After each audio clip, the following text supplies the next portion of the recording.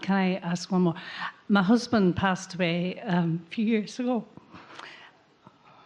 I just want to ask you, do you still miss Jerry's physical presence? I know I've listened to you. You know, I've listened. And we said to Esther one day, because she was feeling sort of like you're feeling now. And we said, if you will stop looking for him where he isn't and look for him where he is, you'll feel way better.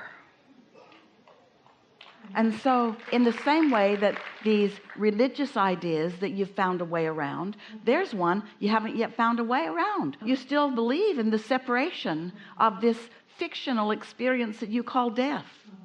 And it's because, we've been talking about this ever since we came together here, it's because you give so much credence to what you can see and hear and smell and taste and touch, and not enough to what you can sense and know and feel. And that's why we're wanting to help you to increase your satisfaction factor in this pipeline that you can't yet see and hear and smell and taste and touch, because that's where all of the satisfaction really is. Then manifestations will become less important to you along this way. They'll still happen, but they won't be what you're always waiting for. You see. So your question is? My question, I asked you, do you still miss his physical presence? Like I do sometimes, but I am trying, maybe I'm saying the wrong words here, but I am practicing meditation. Here's the thing, we've been talking about this today too. You can't focus on that and that at the same time.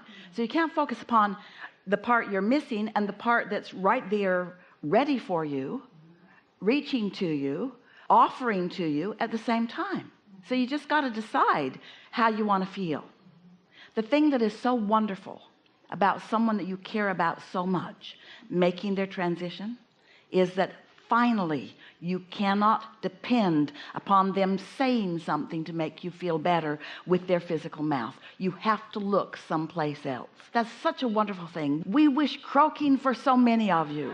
We really, really like it when someone really important to you makes their transition, because then usually is the first time that you begin really reaching for who they really are, who they have always been, and who is constantly available to you. Esther discovered she and Jerry were together continually, day and night, for over 30 years, never apart, and loving every bit of it. And traveled for a good part of that in their buses as they were moving from city to city. But often Esther was in the back of the bus at her desk, and Jerry was in the front of the bus at his desk, or Esther was driving while he was doing something else in the back of the bus, or Jerry was driving a little bit while she was doing something else. And so even though they were together for all of that time, they weren't really together. They weren't sharing every thought like they are now. Esther didn't have access to what he thought. In fact, she thinks on a pretty regular basis, what I thought Jerry thought was only what I thought about what I thought he thought. I wonder if he was really thinking then what I thought he was thinking, because I had a perception of what he was thinking and a response to my thought about what he was thinking, but I didn't really know what he was thinking, because he didn't talk really a lot about what he was thinking. And there's no way to use words to convey what someone was really thinking and feeling, not like vibrational communication, not like vibrational pure communication. It's like someone using the word love is one thing. Interpret it however you can in any moment. Someone flowing love to you and you being in the receptive mode, not enough words in the universe to describe what that love feels like, you see. So when you hook up with your dearly not so departed in a vibrational way, you'll wonder what you thought was so good about the physical part.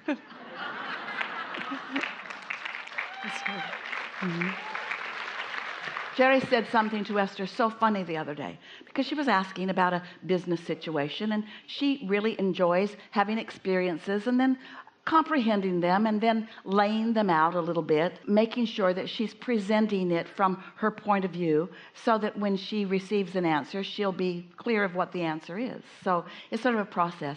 And his words to her made her laugh right out loud when he said, "If I were standing in my physical shoes." Because Esther has heard Abraham saying for years, if we were standing in your physical shoes, but it was something so funny about Jerry saying, if I were standing in my physical shoes, And Esther thought, it's okay that you're not.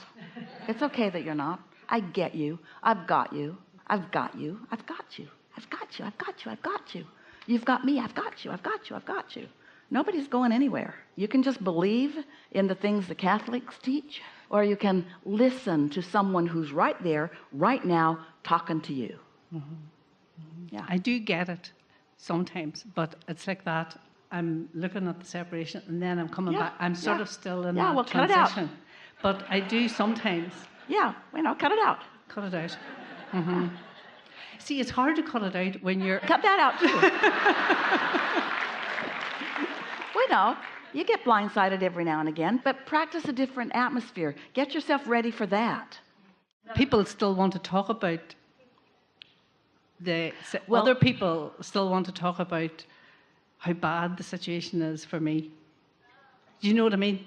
When I meet people. People who don't understand? Are they Catholics?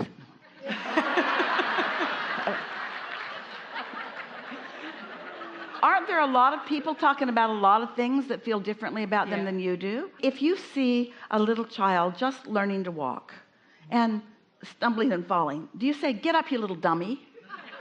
Or do you say, you'll get it soon enough? Well, that's what you want to feel for these people. You don't want to say, get up, you little dummy.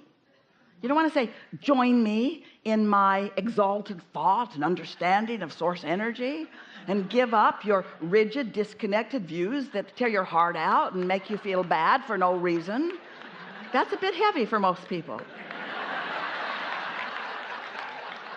Instead, just know it. Just know it. And when they present their unknowing selves to you, just accept the love that they really mean. Just accept that they mean well. They so mean well. They just don't understand. They mean well. They just don't understand.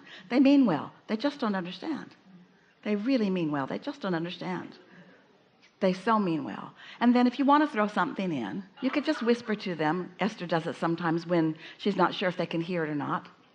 Cut it out. This is going to bite you in the butt someday.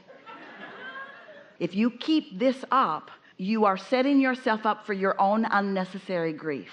So what do you want to do? If you're focused upon them, if you're focused upon you want to influence them to what you know, first you got to know it, and we know you do mostly. First you got to know it, and then you got to know it even when they don't know it. In other words, that's what alignment is. Alignment is standing in alignment in the face of the chaos. That's why we're asking you to meditate and isolate the sound and not hear all the clutter. And that's just some clutter, some well-meaning clutter. Enough? Enough. Thank you so much. That was excellent. Thank you.